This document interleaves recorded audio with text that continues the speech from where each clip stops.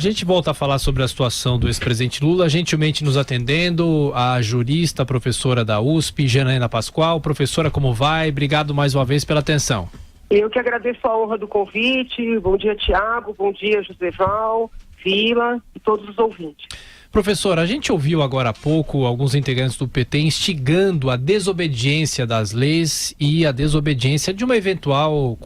Não só nós já acompanhamos anteontem o julgamento, mas uma determinação de prisão realmente do presidente e também em relação à possibilidade dele concorrer às eleições.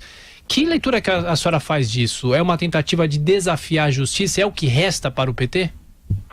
Olha, eu nem entraria no mérito de avaliar, por exemplo, o que resta ou o que não resta para o PT. Eu acredito que eles construírem um discurso, né, para tentarem justificar tudo isso, é algo meio natural.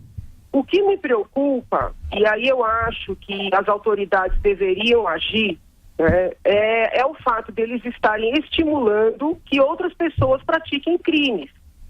Não me parece, na verdade não é que não me parece, eu tenho certeza que a imunidade parlamentar não chega a este ponto.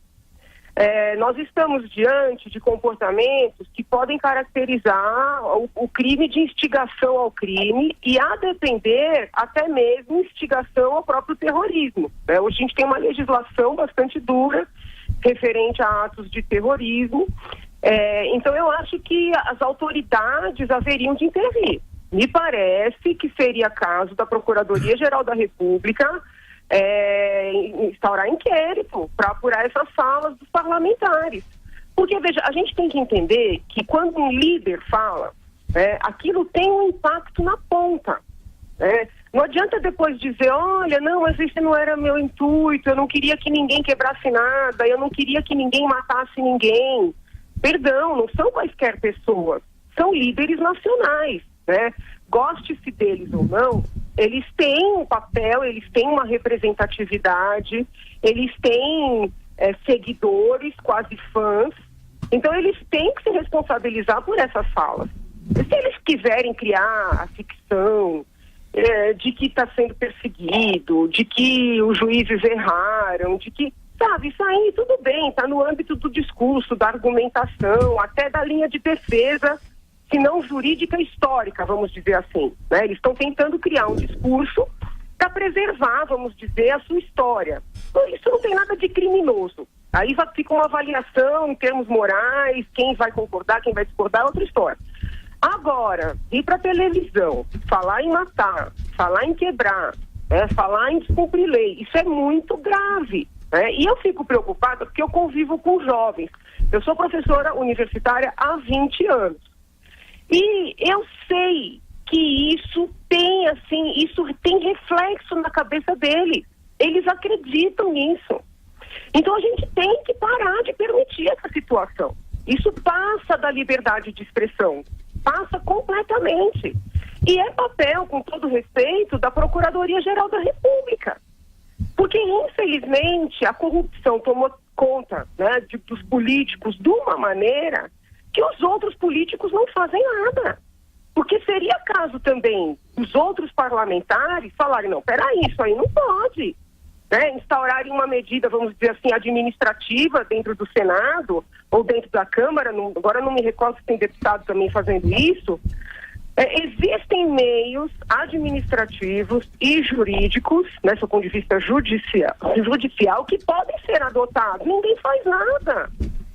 Isso não pode acontecer, porque são pessoas vulneráveis, são estudantes, são pessoas que não têm terra mesmo, que muitas vezes são muito humildes, são pessoas que estão morando na rua mesmo, pessoas muito manipuláveis.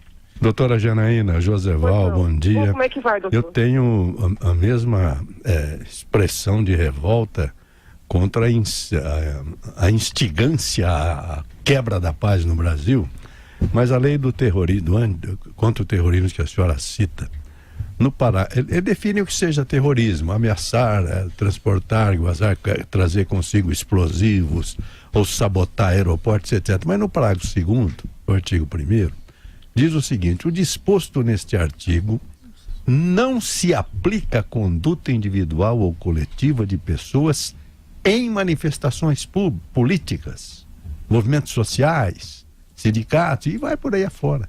Então, por isso que eu realmente tranquei o meu consenso de que seria possível punir o senhor Stedley, por exemplo, que está pregando a quebra da paz no Brasil. O que eu acho é o seguinte, a gente tem que tomar algumas cautelas. A nossa lei de terrorismo, ela foi criada de uma maneira um pouco insuficiente, porque ela fala em discriminação, ela fala em religião, ela não fala em divergência política. Então, nem precisaria chegar no parágrafo para poder, eventualmente, fazer, vamos dizer assim, essa limitação, tá? Eu já não sei dizer se o petismo é uma questão política ou se já não entrou no campo da religião. Porque é fé, né? Não tem argumento contra. Por outro lado, quando tem essa excludente, nós estamos pensando assim numa manifestação, talvez um pouco mais contundente, né, eventualmente. Agora, o que nos garante que, eventualmente, esses atos não irão além? O que nos garante que isso não vai chegar num ponto mais grave do que tudo que a gente já viu, né? Então nós temos que tomar essa cautela.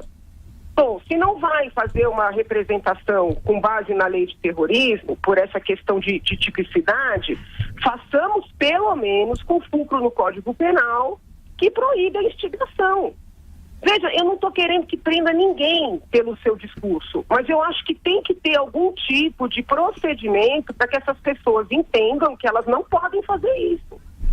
Porque nada nos garante que os atos que eventualmente virão a ser praticados não entrarão no campo de uma explosão, de alguém metralhar pessoas pela rua. E aí a senhora tem razão, viu, doutora Janaína? E aí a senhora tem razão, porque o mesmo parágrafo que eu citei, no seu infine, declara sem prejuízo da tipificação penal contida em lei. Quer dizer, se forem além, tem que ser punidos.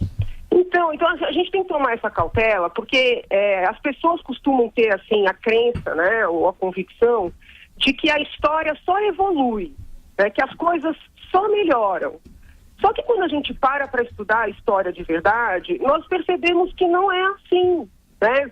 Já foram muitos holocaustos, inclusive depois do próprio holocausto conhecido como tal, né, em vários outros países do mundo. A Venezuela está vivenciando um caos. As pessoas são metralhadas na rua. O rapaz foi caçado, esse Pérez foi caçado dentro de templos maçons. Ele foi executado. Então, assim, a gente tem que tomar cuidado para não acreditar, não, isso não vai dar em nada. Nós temos que ter a cautela de entender que a história é cíclica. E que nós estamos lidando com pessoas que têm um poder de fala considerável. Considerável. E eles têm que ser responsáveis por isso. Sim. A gente fechar, uma coisa muito breve, doutora Janaína Pascoal. Bom dia, Marco Antônio Villa. Como a senhora foi, junto com os juristas Miguel Reale Júnior e Hélio Bicudo, que entrou com processo de impeachment, é bom lembrar que o julgamento feito no STF, de acordo com a Constituição, foi presidida pelo presidente do STF, de acordo também com o que reza a nossa Constituição. Porém, houve um fatiamento da punição em relação ao presidente da República. Ela foi impedida de continuar no exercício do cargo, mas não foi impedida o que era claro no artigo, que era entre vírgulas, não eram duas penas, era uma pena só, da punição de exercício de funções públicas por 8 anos. Isso foi alterado. Eles fizeram 2 votações, o que não podia. Isso foi para o STF. Salvo engano, estava com a ministra Rosa Weber. Não sei se eu estou errado. A senhora tem notícia de como essa questão está no STF? Não tenho notícia. Eu, inclusive, na época, fui muito criticada porque queriam que eu recorresse disso, né? Algumas pessoas recorreram à revelia da minha vontade, porque eu entendo que nós conseguimos o mais importante, que era o afastamento, e confesso que temo esse julgamento, entendeu? Naquele momento temia mais, né? Agora já passou muito tempo. Então eu não sei como é que está o andamento, até onde eu tenho notícia não teve andamento. Então eu não sei realmente. Ok, obrigado. Imagina. Doutora Janaína Pascoal, mais uma vez, muito obrigado pela atenção com os ouvintes aqui da Jovem Pan. Um bom fim de semana para a senhora. Até a próxima. Eu que agradeço. Fiquem com Deus.